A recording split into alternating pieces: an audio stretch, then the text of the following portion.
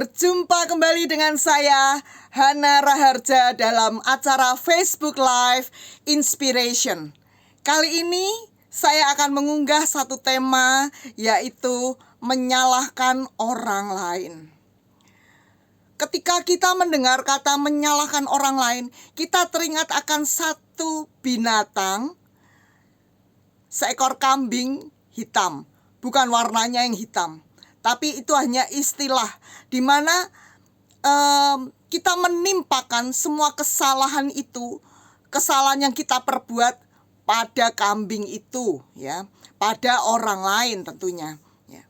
Kenapa muncul istilah kambing hitam? Di dalam sejarah, ya, sejarah bangsa Israel, ya, ketika bangsa Israel berbuat dosa, ya, kemudian dia pergi ke Bait Allah, dia berjumpa dengan imam di sana. Kemudian sang imam berdoa, ada 2 kambing, yang satu kambing untuk korban keselamatan, yang satu kambing lagi. Si imam berdoa dan menumpangkan tangan atas kambing ini, menimpakan semua kesalahan yang diperbuat oleh orang Israel itu pada kambing itu. Kemudian kambing itu tidak dipelihara atau disembelih, tapi kambing itu dilepas di padang gurun. Suka-suka deh, mau mati mau apa, ya. Nah, itu dari situ kita belajar, kita mengerti ada satu istilah menyalahkan orang atau mengambing hitamkan orang. Hari ini kita tahu, kita mau belajar bersama-sama mengapa seringkali orang mengambing hitamkan orang lain. Kenapa kita perlu belajar ini? Supaya kita tidak mengulangi kesalahan yang sama. Mengapa kita perlu belajar ini? Supaya di dalam satu rumah tangga kita tidak saling menyalahkan. Suami tidak menyalahkan istri, mengambing hitamkan istri, dan istri tidak mengambing hitamkan suami atau mengambing hitamkan anak. Tapi kita mau sama-sama belajar hari ini supaya kita mengerti mengapa kita seringkali mengambing hitamkan orang lain. Alasannya mengapa kita seringkali mengambing hitamkan orang lain, menyalahkan orang lain. Pertama, karena dia mau melepaskan tanggung jawab, nggak mau tanggung jawab, tidak mau ambil resikonya. Dia mungkin ambil pekerjaannya, tapi dia nggak mau ambil resikonya. Resiko kegagalan, resiko kerugian. Dia mungkin mengambing hitamkan orang lain atau menyalahkan. Karena gara-gara pandemi ini, sehingga toko menjadi rugi. Gara-gara kamu tidak bisa ini, tidak bisa ini. Seringkali gampang sekali kita menyalahkan orang lain. Karena kita nggak mau ambil tanggung jawabnya. Seharusnya gimana? Seharusnya kita mengambil tanggung jawab itu, ya ini tanggung jawab saya. Dan kita mau selesaikan, mau menghadapi masalah itu dengan hati, rendah hati, dengan legowo. Tapi yang pertama ini, alasan pertama, tidak mau ambil resiko, tidak mau tanggung jawab. Dia asal enak aja. Itu kan yang salah ini, itu kan ini gara-gara ono. Kemudian alasan yang kedua, mengapa seringkali orang menyalahkan orang lain? Karena dengan menyalahkan orang lain, itu adalah salah satu bentuk pertahanan dirinya. Dia berusaha untuk menutupi segala kekurangannya. Ini tipe pengecut banget. Dia berusaha untuk menutupi kesalahan-kesalahan, kelemahan-kelemahan yang telah diperbuatnya. Contoh, saya kasih contoh ya, yang gampang sekali, yang klasik. Datang terlambat. Kemudian dia mulai membuat alasan yang indah. Ini kalau hujan, jalanan macet, Jadi saya nggak bisa datang tepat waktu. Bisa juga dengan alasan, aduh ampun deh, lampu merahnya itu lama sekali, lebih dari biasanya, heran saya. Kelihatannya indah sekali, tapi ini satu excuse, satu pertahanan diri. Supaya, jadi bukan karena kamu yang salah ya, nggak bisa ngatur waktu, tapi karena lampu merahnya, sehingga kamu itu datang terlambat. Bisa juga dengan alasan indah yang lain. Saya tadi itu cari-cari jas hujan saya. Saya taruh di satu tempat, tapi tiba-tiba ketika saya cari tidak ada. Sepertinya sudah dipindahkan oleh orang lain. Dan saya susah sekali mencarinya. Saya kalau nggak pakai jas hujan, nanti saya sakit. Maksudnya apa? Dia sedang excuse ya, bahwa itu bukan kesalahannya. Itu kesalahan orang yang memindahkan letak jas hujan itu. Bisa juga dengan, kok terlambat datangnya? Iya, waker saya nggak bunyi. Menyalakan waker ya. Karena waker nggak bunyi, jadi kesiangan, jadi terlambat. Dia membuat benteng-benteng pertahanan dirinya, supaya orang tidak menyalahkan dirinya. Tapi orang bisa terlena, terbius dengan excuse yang indah-indah. Seringkali juga pertahanan diri ini gak cuma dilakukan dengan excuse yang indah, tapi pertahanan diri ini bisa dilakukan dengan kasar. Dengan dia membentak orang. Sebelum ditanya alasannya, dia udah bentak-bentak orang. Sepertinya dia yang benar. Dia menyalah-nyalahkan orang dengan kata-kata kasar. Misalnya saya ambil tadi contoh terlambat. Belum orang ini sempat tanya kenapa terlambat. Kenapa kamu tidak jemput aku tadi naik mobil? Udah tahu hujan, kamu tidak jemput aku. Padahal kamu kan lewat rumahku. Hah? Belum tanya loh. Belum sempat ditanya. Udah kata-kata kasar. Udah kata-kata bentak-bentak yang keluar. Suaranya ditinggiin, dikasarin, dikerasin suaranya, supaya yang mendengar merasa apa? Bersalah. Oh iya, kenapa aku tadi nggak jemput ya? Aduh, sampai dia terlambat. Nah, iya nggak? Ini satu pertahanan diri. Atau dengan membuka aib orang, sehingga orang itu takut untuk angkat bicara.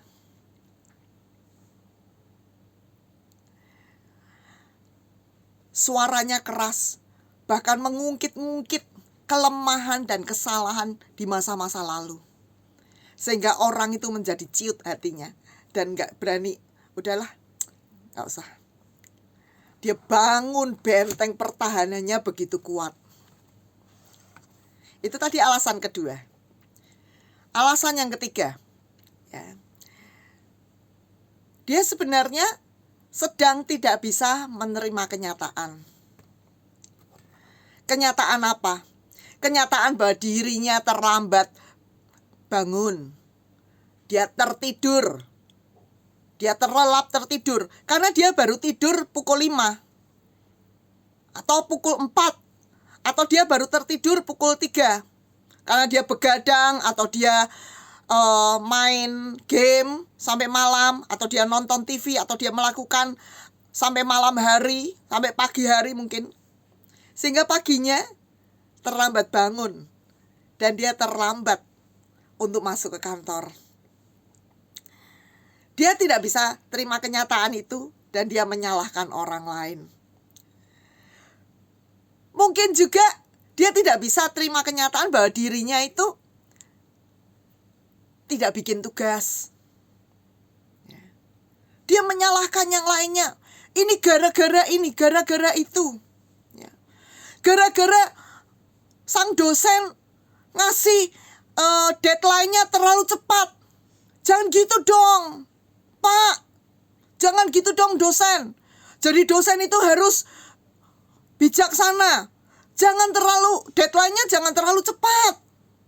Padahal dia malas untuk mengerjakan. Berhari-hari dia tidak mengerjakan. Dan pada deadline-nya dia masih excuse terus. Dia gak bisa terima kenyataan bahwa dirinya itu pemalas. Dia tidak bisa terima kenyataan bahwa dirinya tidak bisa mengatur waktu dengan baik. Ada lagi, dia menerima hasil yang kurang baik, menerima nilai mungkin yang kurang baik. Mulai dia, dosennya tuh nggak enak kalau ngajar. Aduh, semua dapat jelek semua, nggak cuman aku. Ada lagi yang excuse, saya mah memang saya ini kok saya nggak suka pelajaran itu. Saya nggak suka, dosennya nggak enak kalau ngajar. Padahal dia sedang excuse.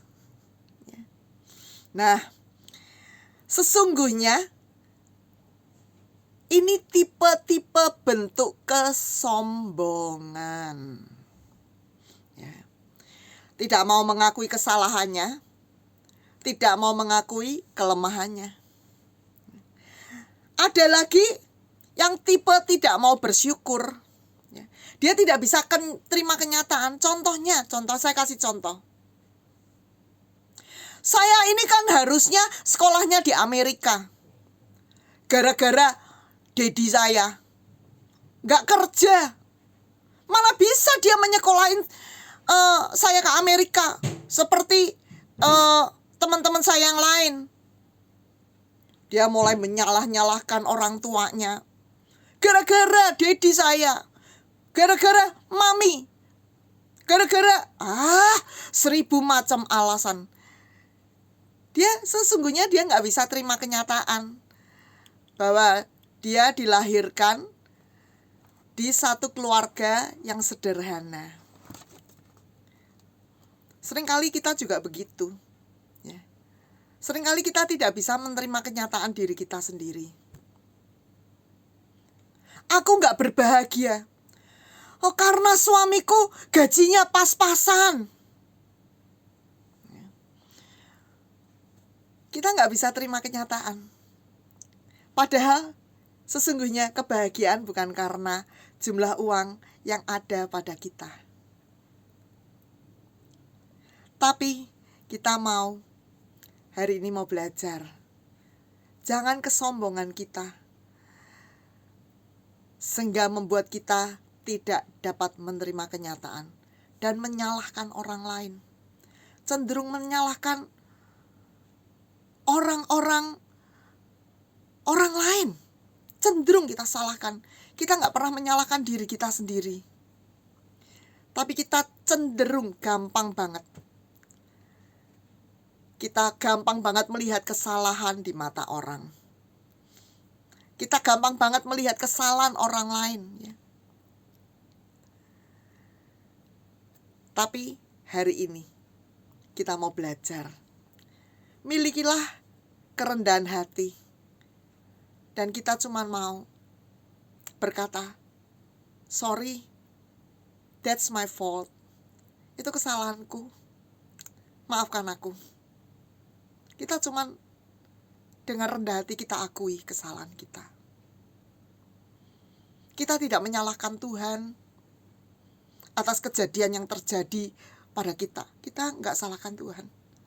Tapi kita mau berkata, Tuhan, ajar aku Tuhan untuk mengerti kehendak-Mu. Ajar aku untuk rendah hati, untuk menerima semua yang ada padaku. Terima kasih Tuhan. Biar hari ini kita mau belajar Mulai hari ini kita belajar. Kita tidak tuding-tuding orang lain. Kita tidak tuding-tuding kesalahan orang lain. Tapi kita mau introspeksi diri kita sendiri. Kita nggak luput dari kesalahan. Kita bukan atau kita belum menjadi orang sempurna. Banyak kesalahan yang terjadi dalam hidup kita. Kita mau belajar tidak menyalahkan orang lain. Bapak, Ibu, sahabat-sahabat FB yang saya kasihi. Bila Bapak Ibu mengalami hal yang sama, mari kita sama-sama minta pada Tuhan.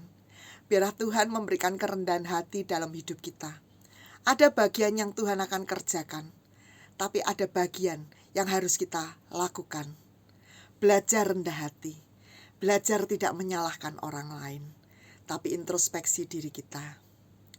Silakan like, dan bila ini memberkati Bapak Ibu dan mungkin akan memberkati orang lain, silakan share, berikan komen, mungkin kesaksian Bapak Ibu, saudara-saudara yang kekasih, teman-teman dan sahabat FB. Sampai jumpa di acara Facebook Live Inspiration berikutnya.